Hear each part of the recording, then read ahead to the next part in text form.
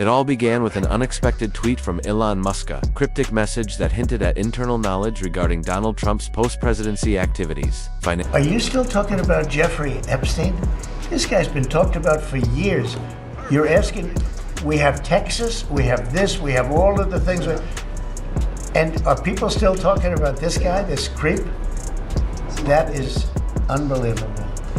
Do you want to waste the time and do you feel like answering? Horrendous Crimes is now closed. Epstein was one of the worst predators ever known. A sexual trafficker, an abuser of women and young girls, a man arrested and imprisoned for unspeakable crimes. Attorney General Pam Bondi, FBI Director Kash Patel, and Deputy FBI Director Dan Bongino have released their final report. It says that Epstein never had a client list. There was never any conspiracy, and what evidence of criminality there is can't be released. Why did they escape consequences? The answer to these questions and more are a complete and total mystery. Financial maneuvers and alleged private communications with tech billionaires. While Musk didn't name names at first, within hours, he followed up with a more direct post. "There's a reason I distanced myself. The man plays a different game behind closed doors than what he shows you on stage," he wrote. The implications were instant. Everyone knew who he was talking about. The internet exploded. Analysts, journalists, and political commentators scrambled to dissect Musk's timeline. Screenshots. Donald Trump's administration is facing a full rebellion from the MAGA faithful, the most diehard, the people that spend all day online talking about Donald Trump. Some of the president's most strident supporters are furious at his Department of Justice after concluded there would be no further disclosures of Jeffrey Epstein-related documents, and that, basically, everyone should just drop it and move on. Circulated and speculation soared. But one reaction stood out amid the noise: Karoline Leavitt, a staunch Trump loyalist and rising conservative voice. Leavitt didn't hold back. Within minutes of Musk's post going viral, she went live on cable news. Visibly shaken and boiling with rage, "It's disgraceful," she began, her voice sharp and cutting. This is another calculated move from a billionaire globalist who's trying to rewrite the truth for clicks and corporate control. Elon Musk has no credibility to talk about patriotism, no stake. According to Wired, metadata embedded in the video and analyzed by Wired and independent video forensics experts showed that rather than being a direct export from the prison surveillance system, the footage was modified, likely using the professional editing software Adobe Premiere Pro. The file appears to have been assembled from at least 2 source clips, saved multiple times, exported, and then uploaded on the DOJ's website, where it was presented as raw footage. This isn't raw footage. It has been manipulated, edited, and reconstructed, and that's not even counting the missing minute that jumps from 11:58 p.m. to 12 o'clock a.m., which has conspiracy theorists rightfully asking, what the hell happened during that lost minute? In American values. He's the kind of elite Trump spent his presidency fighting against. The clash of titans tech and Trump world had escalated into a full-scale war, but Musk didn't back down. In an impromptu Spaces broadcast, he doubled down on his claims, revealing that during the final year of Trump's presidency, his team had privately approached Musk to help broker backchannel connections with foreign companies and data analytics firms. It wasn't illegal, Musk clarified, but it was deeply strategic and very misleading. Considering the public narrative Trump was pushing at the time, this hit a nerve, especially because how can people be expected to have faith in Trump if he won't release the Epstein files? That post by Elon Musk this afternoon gets at a serious question, prompted by MAGA fans, among others. Some of the companies mentioned, based in Dubai, Singapore, and even Russia, had already been flagged in international investigations for murky political financing. Musk, often aloof and cryptic in public discourse, dropped specifics, names, dates, and even audio snippets of phone calls he claimed to have been invited into or listened to afterward. Karoline Leavitt's response was swift and scorching. Went on another The DOJ may be releasing the list of Jeffrey Epstein's clients? Will that really happen? It's sitting on my desk right now. In Epstein's case, it is incredibly disturbing. We have flight logs, we have information, names that will come out. What names are in there, man? You understand how many powerful people probably want this thing to desperately go away? The FBI airmailed into that operation and said, this is not getting out. Because they do that because this is another government gangster operation. Seriously, we need to release the Epstein list. That is an important thing. Release the list. That's the now vice president. The list's on my desk, the attorney general. tirade, this time framing Musk as a tech tyrant trying to smear the America First movement with half-truths and cowardly innuendo. If Elon Musk wants to play kingmaker, he can go buy another social media platform. She snapped. But he doesn't get to attack the man who made America proud again. What followed was a media storm. Conservative influencers quickly split into factions. Some took Leavitt's side. The problem is they caught the car. All those people talking up that way now have the goods. They're in the government. They used to be pointing their finger. They found it pointing at themselves, like many an old internet meme, and it's blown up on them. So this matters politically because one or more people may be out of a job. It matters in a deeper sense because we're seeing the limits of governing by clickbait or political conspiracy theory. Defending Trump's secret dealings is necessary strategy. In a hostile world, others sided with Musk, calling for more transparency, especially as some of the alleged deals contradicted Trump's public stance on national security and foreign interference. Cable news booked emergency panels. Fox News, Newsmax. Elon Musk went absolutely nuclear. He tweeted, let's put that up on the big screen. Time to drop the really big bomb. Donald Trump is in the Epstein files. That is the real reason they've not been made public. Have a nice day, DJT.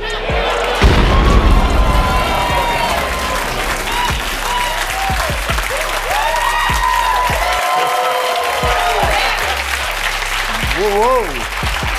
You know, I knew this day would come, and yet somehow it's even better than I imagined. It's like coming down the stairs on Christmas morning and finding a second tree. But here's the thing, Mr. President, no matter what you do, no matter how much chaos you try to create to distract us, it's never gonna be enough to make us forget that your buddy Elon wrote this about you last week. And we do wanna see that list. MSNBC and CNN all rolled out special programming to cover the fallout. Former aides, cybersecurity experts, and former intelligence officials chimed in. If what Musk says is true and he can prove it, this changes everything. One analyst said, it means the Trump team was operating a shadow digital alliance that served its own goals, not the country's. The story gained even more momentum when a leaked document emerged, purportedly a draft agreement between a pro-Trump PAC and an overseas... In February, I did an interview on Fox, and it's been getting a lot of attention because I was asked a question about the client list, and my response was, it's sitting on my desk to be reviewed, meaning the file along with the JFK, MLK files as well. That's what I meant by that. Also, to the tens of thousands of video, they turned out to be child porn downloaded by that disgusting Jeffrey Epstein. Child porn is what they were. Never going to be released, never going to see the light of day. To him being an agent, I have no knowledge about that. We can get back to you on that. Data broker. The broker, located in a country with limited diplomatic transparency, was allegedly offering voter data and behavioral analytics in exchange for crypto payments. The document wasn't signed, but it was dated and contained metadata linking it to Trump's 2020 digital outreach team.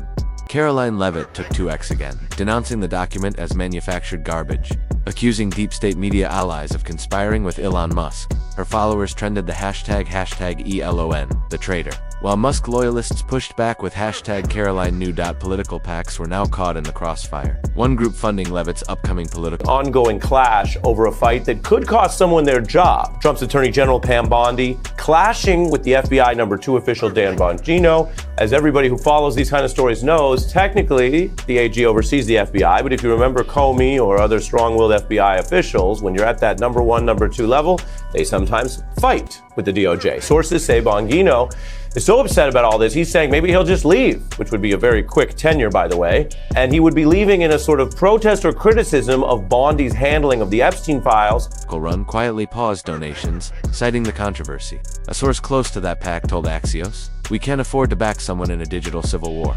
This isn't just Trump versus Biden anymore, it's Trump's past colliding with tech's future." Behind the scenes, campaign advisors were reportedly urging Leavitt to cool her public attacks, but she refused. In one rally appearance, she delivered a fiery speech that sent shockwaves through the GOP base. "I don't care how much money you have or how many satellites you launch. If you try to destroy the movement that gave power back to the people, we will destroy your reputation. We will not..." If it's true, a source close to Bongino saying he ain't coming back. Out of control furious is the other quote. This destroyed his career. He's threatening to quit and torch Pam unless she's fired, said someone who, again, according to that reporting, spoke with Bongino. Let Silicon Valley write America's future. That line was clipped and shared millions of times. Meanwhile, Musk began leaking more details. Screenshots of messages, calendar invites. One particularly damning note showed a proposed meeting with a Trump-aligned tech strategist at a location Musk's security team verified to be a private airstrip in Texas. The meeting allegedly took place just 3 days after the Capitol riot, time when many in the Trump camp were under intense legal scrutiny. Legal experts began weighing in. Depending on what was discussed, this could expose certain individuals to criminal liability. One constitutional lawyer told CBS. At the very least, it raises questions about private citizens using tech infrastructure to influence public governance. And yet, the court of public opinion was as divided as ever. Leavitt's supporters flooded her with Okay, so the FBI looks at the circumstances surrounding the death of Jeffrey Epstein. According to the report, this systematic review revealed no incriminating client list. So what happened to the Epstein client list that the Attorney General said she had on her desk? Well, I think if you go back and look at what the Attorney General said in that interview, which was on your network, on Fox News. Got the quote. Go ahead. John Roberts said, DOJ may be releasing the list of Jeffrey Epstein's clients. Will that really happen? And she said, it's sitting on my desk right now to review. Yes, she was saying the entirety of all of the paperwork, all of the paper in relation to Jeffrey Epstein's crimes. That's what the Attorney General was referring to. Encouragement, calling her a true soldier. Musk's defenders claimed he had done the country a service by pulling back the curtain on a dangerous alliance. Some moderates, however, were simply confused. Was this just political theater, or a sign that the conservative movement was eating itself alive? Amid the frenzy, former members of the Trump administration remained mostly silent. But one anonymous source told Politico, Karoline is doing what Trump wants. He doesn't want to respond directly to Musk. He wants her to do the dirty work. That way, he keeps his hands clean while she takes the heat. By the end of the week, a congressional committee signaled that it may subpoena Elon Musk for testimony. We need to understand whether these alleged interactions compromise. So the idea that he is bad, dirty business, he's a construction person in New York City, an electrician in the country.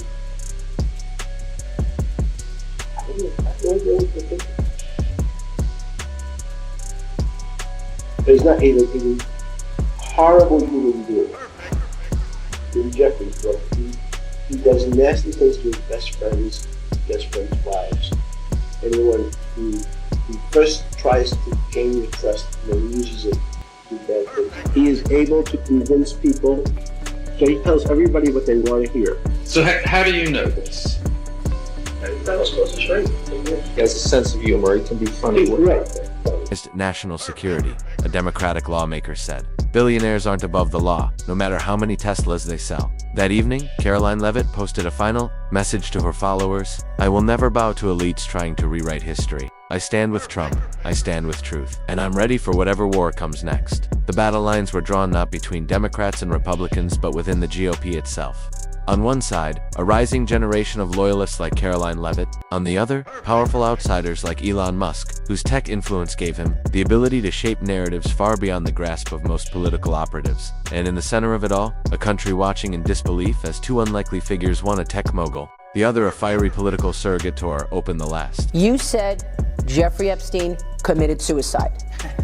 People don't believe it. Well, I mean, listen, they have a right to their opinion, but as someone who has worked as a public defender, as a prosecutor, who's been in that prison system, who's been in the Metropolitan Detention Center, who's been in segregated housing, you know a suicide when you see one, and that's what that was. He killed himself.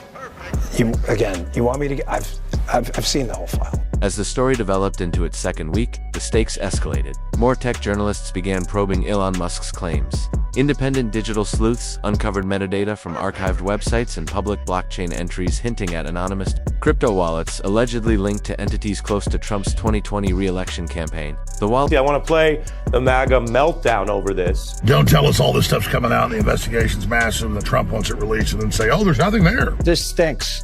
This just reeks. Pam Bondi needs to be fired.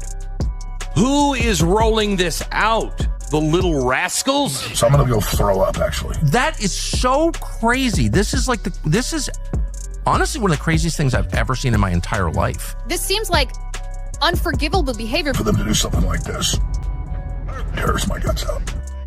Pilots had processed large sums, often within hours of internal campaign strategy sessions. While no one could definitively connect the transactions to Trump himself, the circumstantial evidence was enough to send the media and watchdog groups into overdrive. Karoline Leavitt, however, was undeterred.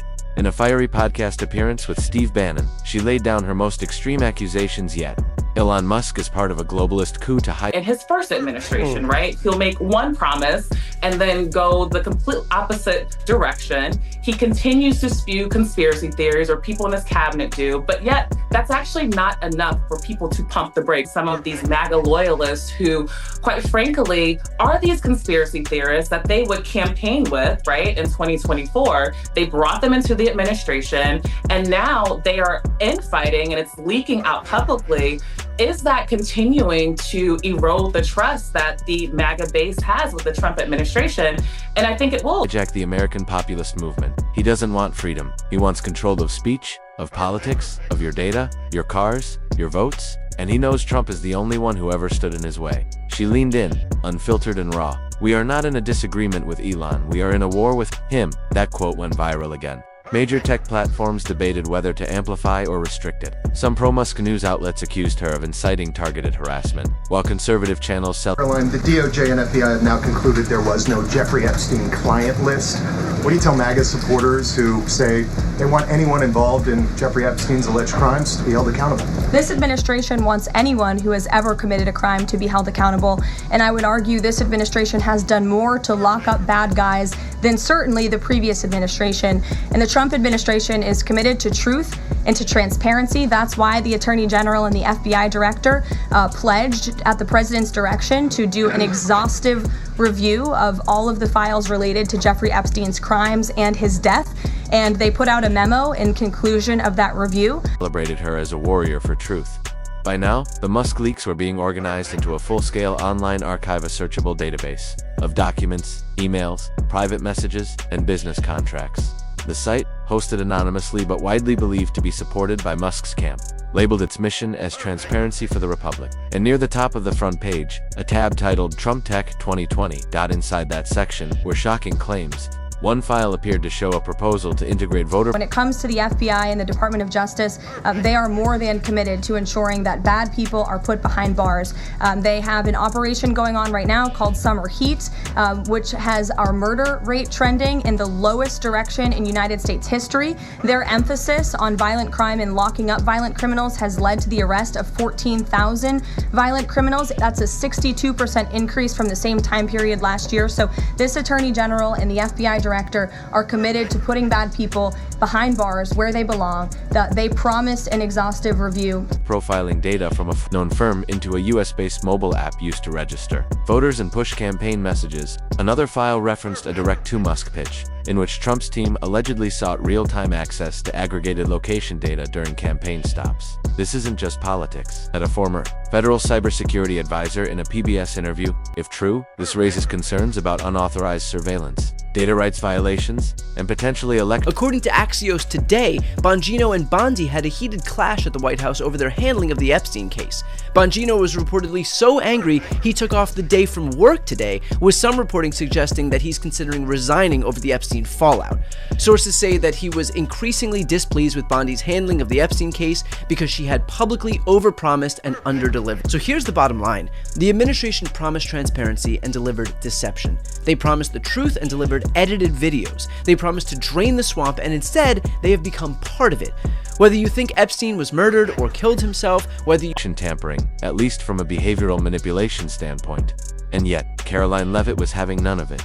In speech after speech, she reframed the situation. You are being lied to. Elon Musk is a billionaire with an axe to grind and a messiah complex. He isn't doing this for truth. He's doing it because President Trump refused to kiss his ring. Meanwhile, Trump remained characteristically silent. No direct rebuttal, no statement, no mention of Elon Musk by name. But insiders noticed something peculiar. Trump's Truth Social feed, which usually overflowed with aggressive rants, remained unusually reserved during the height of the Musk revelations. Some speculated that he was watching Leavitt's performances with approval, letting her absorb the heat on his behalf. Former White House aide Cassidy Ellis suggested as much. Trump doesn't do damage control, he outsources it. Leavitt is doing the dirty work, and he's waiting to see if she sinks or swims. The plot thickened when another billionaire stepped into the fray. Peter Thiel. Thiel, once a staunch Trump ally and early Musk investor, issued a cryptic post on Substack. I warned them both. Now they've crossed each other. Though brief, the post suggested that more revelations were imminent. Theos Rolas, a financial player, libertarian ideologue, and former PayPal colleague of Moscone, deepened the intrigue. 3 days later, a whistleblower stepped forward. A former contractor for the data firm tied to the crypto payments claimed under oath that their team had run targeted behavioral analysis on swing state voters, and that their software had been found by a U.S. political team with deep connections to the Trump campaign. The whistleblower's testimony, aired on 60 Minutes, named names, one of which matched a digital strategist who had recently appeared alongside Karoline Leavitt at a campaign event in Nevada. When asked directly if Trump knew, the whistleblower said not only did he know he approved it, his initials were on the memo. Karoline Leavitt responded that same night in a furious live stream that peaked at over 5 million viewers. Drenched in red, white, blue lighting, with American flags waving behind her, she seethed. Fake whistleblowers